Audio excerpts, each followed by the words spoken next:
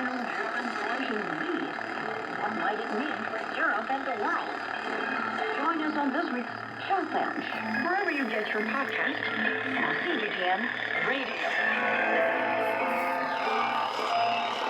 19 minutes past the hour, the longest government shutdown in U.S. history is nearing an end after the Senate passed a bill to reopen the government.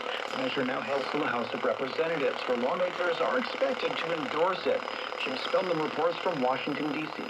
The deal to end the shutdown has made it through the Senate and will now move to the House of Representatives. It's expected to pass there in the House and will then go to the White House for President Trump's signature, paving the way for the U.S. federal government to reopen.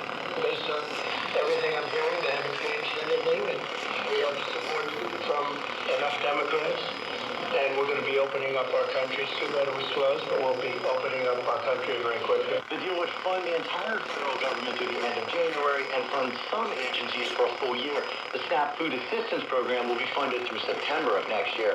The measure also reverses layoffs of more than 4,000 federal workers initiated by the Trump administration during the shutdown. The deal came together when 7 Senate Democrats and 1 independent broke their leadership to join Republicans in moving to end the shutdown. So far, there's widespread opposition to the deal by many Democrats.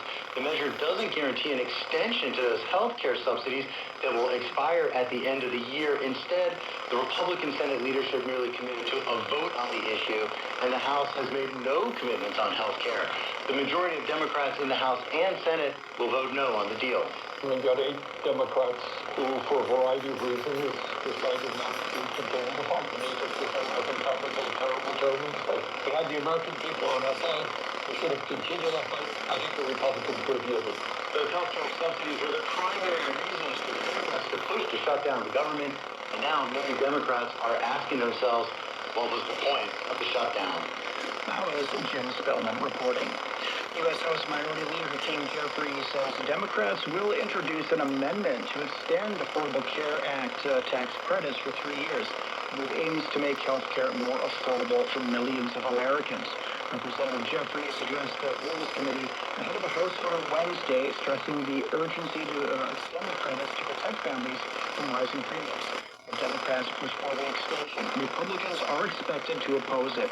Representative Jeffries criticized GOP actions that have led to a health care crisis across the nation. Republicans have created a health care crisis all across America. Largest cut to Medicaid in American history. Homes and community-based health centers closing all throughout the country because of what Republicans did in their one big ugly